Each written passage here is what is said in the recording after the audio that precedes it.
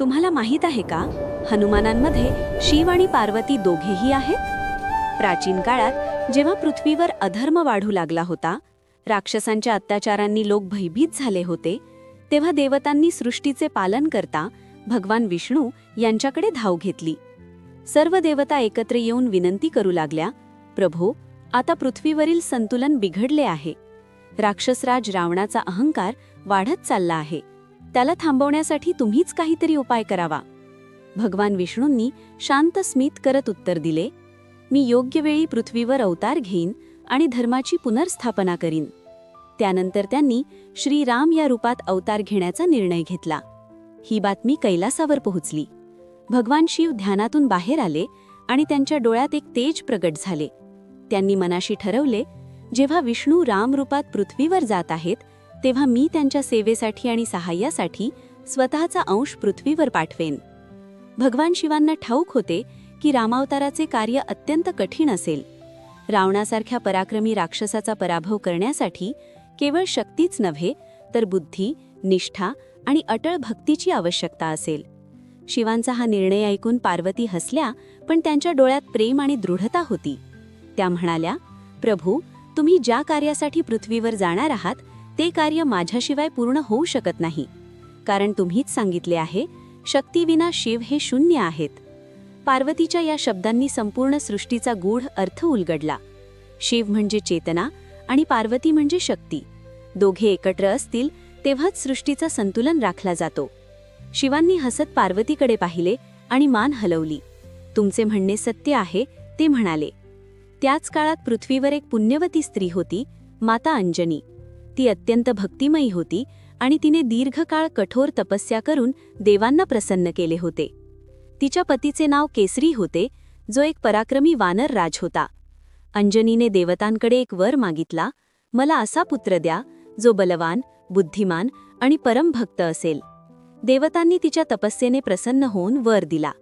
त्याचवेळी वायुदेव यांनी एक महत्त्वाची भूमिका बजावली. शिवांच्या तेजाचा अंश त्यांनी अंजनीच्या गर्भात पोहोचवला. त्या क्षणी एक अद्भुत घटना घडली.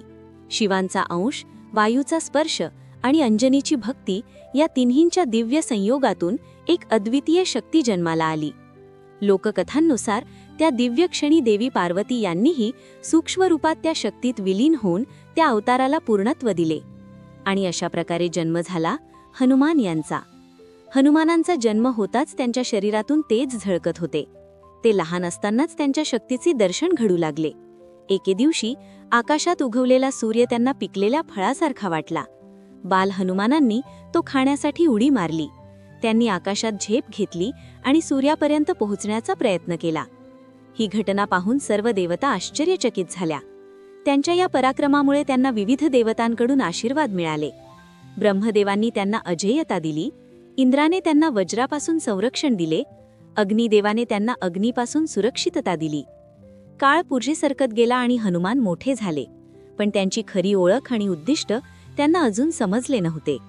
जेव्हा श्रीराम वनवासात होते, तेव्हा त्यांची भेट हनुमानांशी झाली. त्या क्षणी एक अद्भुत बंध तयार झाला, भक्त आणि भगवान यांच्यातील. हनुमानांनी श्रीरामांना पाहिल्याच त्यांना ओळखले. त्यांच्या अंतःकरणात एक अटळ भक्ती जागृत झाली. ते म्हणाले, प्रभू, मी तुमचा सेवक आहे. तुमच्या कार्यासाठी मी काहीही करायला तयार आहे.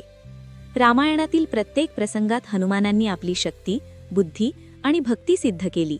सीतेचा शोध घेण्यासाठी समुद्र ओलांडणे, लंकेत जाऊन रावणाला इशारा देणे, संजीवनी पर्वत उचलून लक्ष्मणाचे प्राण वाचवणे. त्यांच्या प्रत्येक कृतीत एकच भावना होती, निस्वार्थ सेवा. हनुमानांचा जन्म आणि त्यांचे जीवन केवळ एक कथा नाही, तर एक गूढ संदेश आहे. ते शिवाचे अंश आहेत, म्हणजेच अपार शक्ती. त्यांच्यात पार्वतीचे तत्व आहे, म्हणजेच ऊर्जा आणि करुणा. ते रामभक्त आहेत, म्हणजेच पूर्ण समर्पण. त्यामुळे हनुमान म्हणजे शक्ती, भक्ती, ज्ञान आणि सेवा.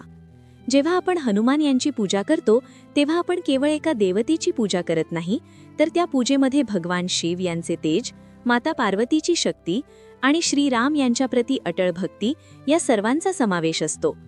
हनुमान आपल्याला शिकवतात की खरी शक्ती ही अहंकारात नसते, तर नम्रतेत असते. खरी भक्ती ही शब्दात नसते, तर कृतीत असते. तुम्हाला ही माहिती कशी वाटली हे कमेंटमध्ये नक्की सांगा आणि आजची माहिती आवडल्यास लाईक, शेअर आणि नवनवीन कथा ऐकण्यासाठी माझ्या चॅनलला सबस्क्राईब नक्की करा.